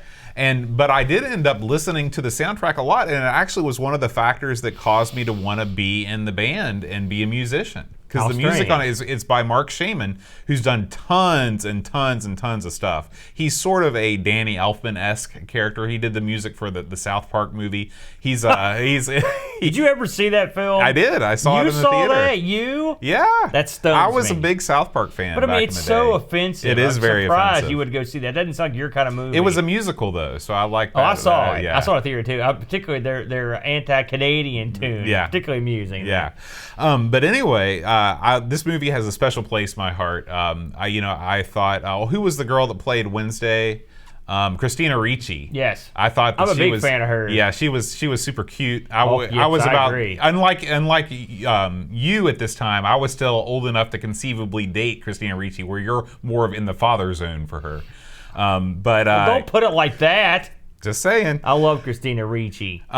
So this movie meant a lot to me, and when I started playing the game, I got the game from one of my friends on the Super Nintendo, and this is back in the day where you just didn't have that many games, and I played this thing to death because they made it real easy to get a lot of extra lives so you could complete the game fairly easily. And I got to where I'd sit down and I'd play it every day. I'd have Amigo Chad would come over, we'd put on a Yes record, and I'd beat the Addams Family. Your abilities in the Addams Family are well documented. Yeah. As I recall, you beat the game on the show. So I really enjoy the property. I think it's ripe for video game adaptation. Anytime you've got a big mansion to explore with secrets and stuff like that, it's a good time. So yeah. I was real excited to look at the ZX Spectrum version, which we're going to talk about right now. Now, I will admit that I didn't know about this, but it doesn't surprise me. Except for the fact that, like I said, I wasn't sure the Addams was popular everywhere. And so I had to say, I looked at this and I thought, well, this might be interesting. And it was. So this title came out, simply titled The Addams Family, 1992. And this was put out by, there are 3 people credited on here. I wrote down who they were and what they'd done. You've got a fellow named Andrew P. Deacon. He did, and it's funny, we got to play this boat. He did, amongst the things he did was Combat School. He did Rambo 3, Total Recall. So he did a bunch of movie stuff. Ivan Horn, which worked on apparently these guys seem like they worked together a bunch of times because he worked on about the same stuff. And then a fellow named Jonathan Dunn, who did we did a couple of these where we looked at Chase HQ, Daley Thompson, Dark Man, New Zealand Story. RoboCop, Terminator 2, and WEC Le Mans. So you had a lot of guys that had done more than a few games here that worked on this. Of course, this was tied into the motion picture, and this ran on the Spectrum 128. This notably, this did not receive a 48K release, right. 128K only. And if you look at this game, it is advanced graphically from what you would often see. I thought this was a super good-looking game. You know, we're still pretty early on in the run of the show, so right. in a way, I agree with you. You know, the characters are detailed. You know, the sprites are detailed as far as the way that they're drawn. However, for a 128K game, I was not impressed with the way that they handled a lot of the graphical elements, such as the color clash, which is very, very, very apparent in this game.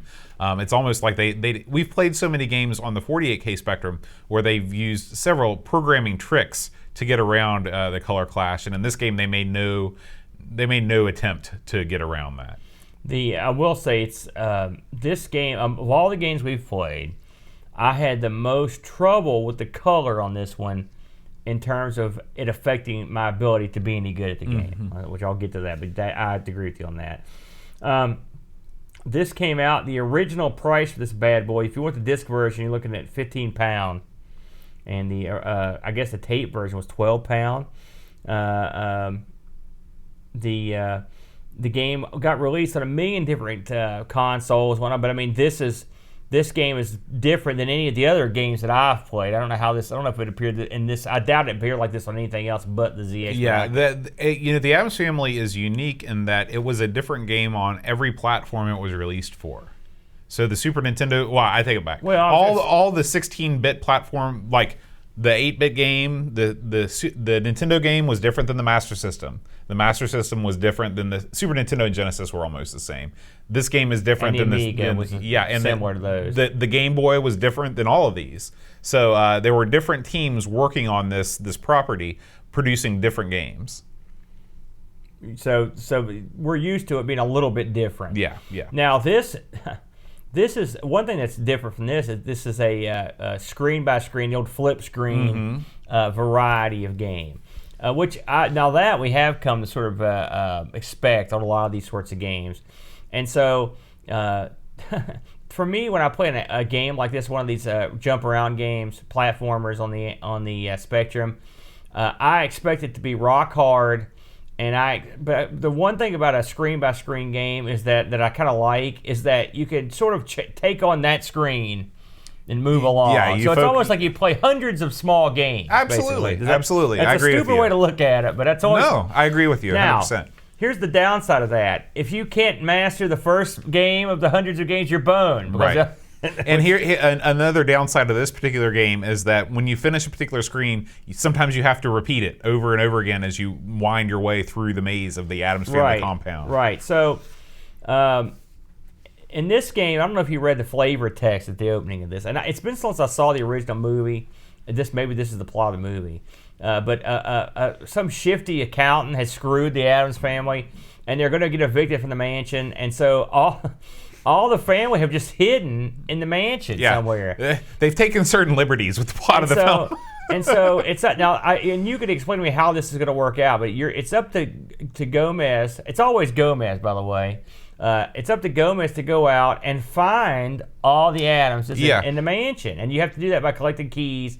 And you find them. You find these guys in the mansion. And now here's the part I don't understand, Boatster, is when you find all the Addamses in the mansion, how does this save the mansion exactly?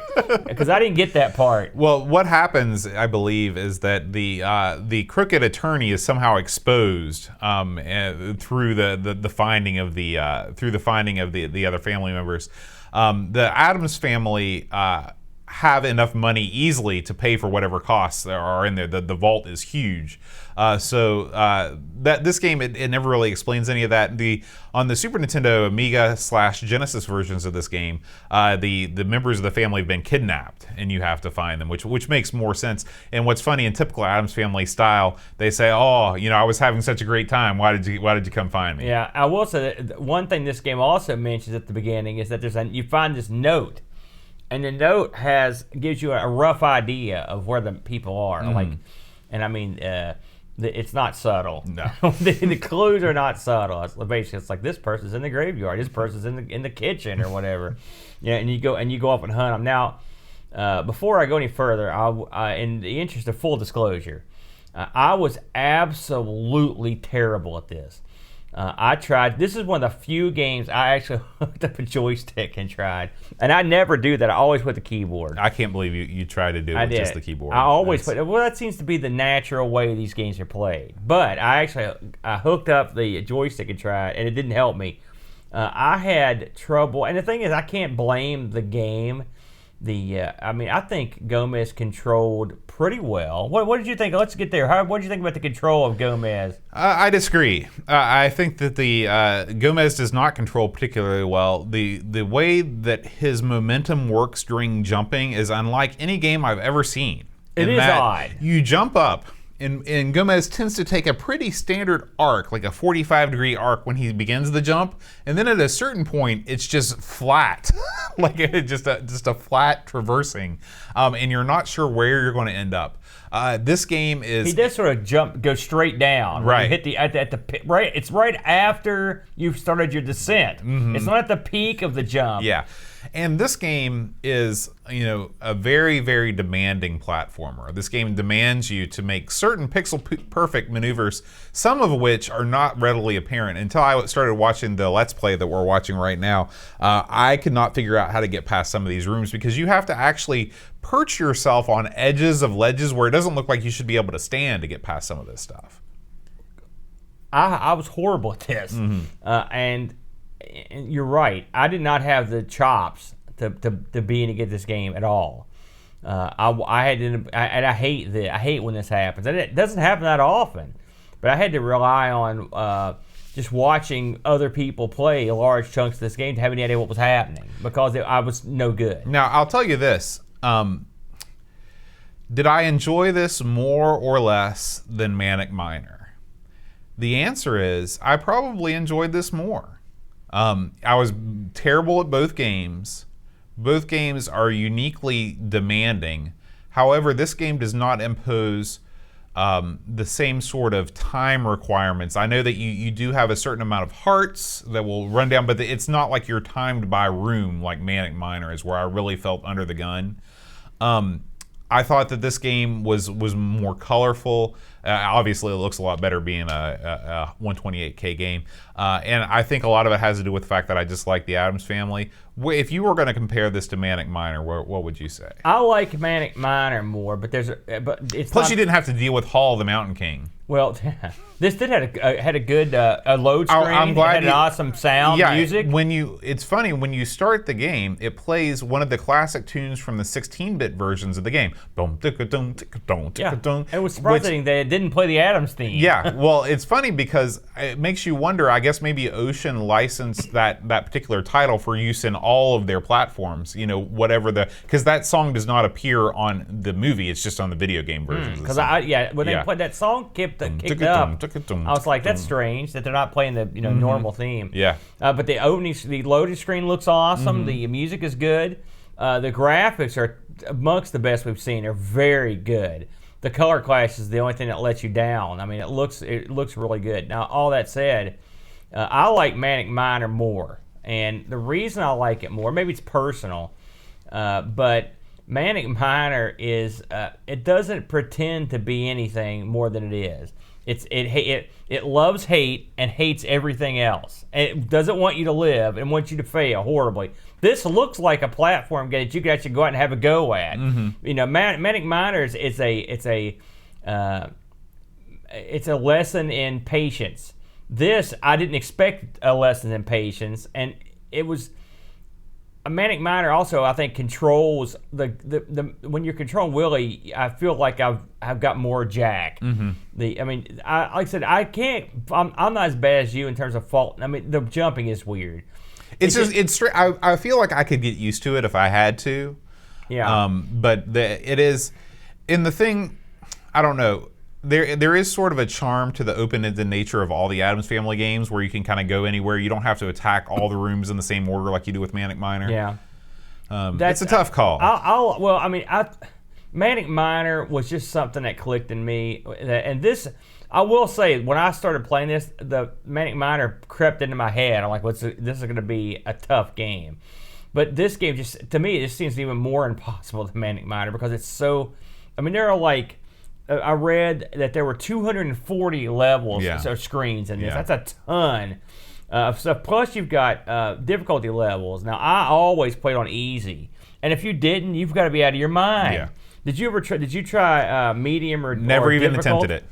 Yeah, it's unbelievably difficult on easy. So I can't imagine what the other levels would be like. I want to talk a little bit about the boss stages of this game. Okay, good, because I never got to any of them. Okay, so in normal platformers, when you get to a boss, you have to defeat the boss to free whatever, right, to progress.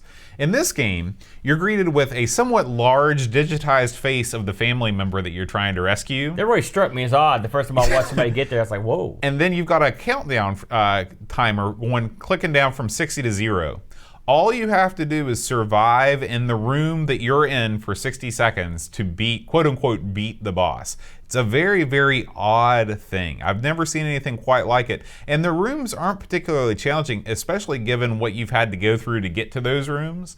It's a very weird way to free your family members who I guess are hiding out in various places. There's also some kind of crazy, after you rescue them thing, isn't there? Can you explain what's going on there? I didn't get that either.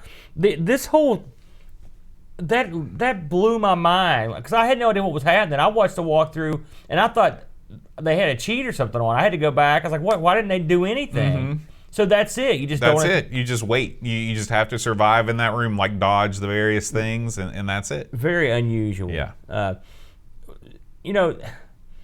Another thing this game has that I don't like are tons and tons and tons of spikes. Yeah. Those are horrible. They are horrible. Something else that, the very first level, you open up with knights with swords. Mm-hmm. Okay, you can jump on their heads, right? They position themselves in a way that makes it very difficult to get around them. And one thing I noticed, this happened to me more than a few times, is that when you were in the midair, occasionally the knight would just stop and he would position his sword perfectly for you to land on that instead of him. Did you notice that? Yeah, they're very conniving, those knights. It's funny. One of the reasons why I was so bad at this game is because the game conditions you to not think that you can stomp on some of the enemies. There are some enemies that look like they're made out of spikes, but you can still stomp on them. And it wasn't until I watched a playthrough where I was like, oh, you can beat those guys. So enemy design, confusing, irritating, although in the game's favor, there are a surprisingly large variety of enemies. Another thing I really like about the Addams Family series of games. I agree. Now, the Spectrum Next, what it's called, the new Specky that's coming out. Right. One of the things that I find interesting about it is amongst the many abilities it has, is allegedly it can take an old game like this and take out all the color class. Right. I'll be interested. This would be a perfect candidate for something like that. Now, I know a lot of purists are dead set against it. But a game like this, it seems like that aspect of it would be remarkably good. To be able to play this game with Gomez sticking to a certain color, for example, because that does get confusing, and especially if you're a slow-minded guy like me, trying to get in there it can be jarring, to be honest with you, when you jump in one different color, and there's stuff in that color. You sort of disappear almost. Yeah. And you're right, because this game has this. I think this is probably the worst offender that we've seen. But graphically, this has got to be. Have we seen anything that look? This is remarkably attractive, I think. At the same time, this is really one of the first 128K games that we've played. Maybe that's what it is. We'll have to play some more to see. I'm impressed, though. If this is the what we have going forward, I think we're in good shape. Now, one of the things I was reading about when I was reading A World of Spectrum, they said that. Arguably, this was the last game released for the system by Ocean for the ZX. 92 is very late in the game for the Humble Specky. So, and now that could be true, it could be not true, but because it's written on A World of Spectrum, you don't know. Could be interesting. I guess that's a good way to go out. But 92, that is really late. Have we covered anything? What's the latest thing we've covered? This game. Is this the latest one? Oh, there you go then. So, I looked up some reviews on this thing, Boat. I just found a couple. The World of Spectrum folks give this a 7 out of 10, 7.03. Crash gave this a 91% when it came out. Your Sinclair gave it an 86. Now, I also scoped out just some opinion. And this is a polarizing game. Some people dig it. Some people don't like it at all. So it's one of those, I guess if you're into it or it catches your eye, maybe you're into it. A lot of people think it's too hard. Mm-hmm. So yeah, there you go. Well, we got some reviews from our Discord members. Graham Vebke says, some of the most colorful graphics I've ever seen on the ZX, and they nailed the music and sound, but the gameplay, sigh. It's very difficult as the jumping doesn't work like on other versions of this game, and Gomez moves from snail pace to normal speed, which makes jumps too difficult to judge. Yeah. I much prefer other versions of this game. 6 out of 10. We didn't talk about that. The momentum in this it's got that kind of you gain speed momentum, and I don't like that. Yeah, it makes I like my guy to instantly sprint. Yeah. Just like me. Duncan Styles says they ramped the difficulty on this game up to 11. You need to be able to dedicate a lot of time learning the layout, enemy movements, and be able to execute precision movement around the map. It looks and sounds good, but the difficulty doesn't match the fun theme of the Addams family. Not fun. 5 out of 10. And finally, Chris Fold says, for a specky game, graphics and sound are the essence of what we know to be a great platformer is in place. However, the control of Gomez, his jumping, etc. is all out of whack, which destroys the game, which is a real shame. 5 out of 10. Yeah, I can't say I disagree with any of those. So he was, I just thought I sucked, to be honest. But yeah, the control, it was weird. A little weird. Yeah. What are you going to do? It looks good. It does. It does look good. And I want to invite all of our Discord community, if you'd like to leave a review for our Sinclair, we'd love to get some more reviews going on. And if you don't support the show yet and you'd like to, please visit our page at patreon.com/oursinclair. You get access to our Discord channel, get magnets, get all kinds of extra cool swag. And also, before we go, Aaron, we should give a little plug for Amigathon 2019 coming up. Not everybody that listens to our Sinclair listens to our Amiga podcast, but once a year we do a charity marathon for Children's Miracle Network hospitals, and that is coming up on July 20th. We're going to go 12 hours from 6 a.m. to 6 p.m. Eastern Time. Please, if you want, tune in. It's on our normal YouTube Amigos Retro Gaming channel. Tune in, donate, help us raise tons of money for sick kids. Yeah, I'm looking forward to it. Getting some good gaming in. Should Absolutely. be fun. I want to thank all the fine folks in our chat. They're watching us live right now.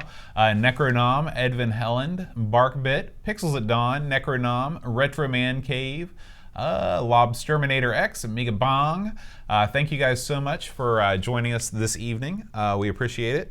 And next week, Aaron, actually, before I announce what our game is next week, we should also thank our awesome supporters of our Sinclair, which include Laurent Giroux, the one and only, Gary Heather, Eric Nelson, Harbo Knott, Graham Vebke, Frodo NL, Tapes from the Crypt, Pixels at Dawn, Chris Folds, Paul Harrington, and Christopher Hassel.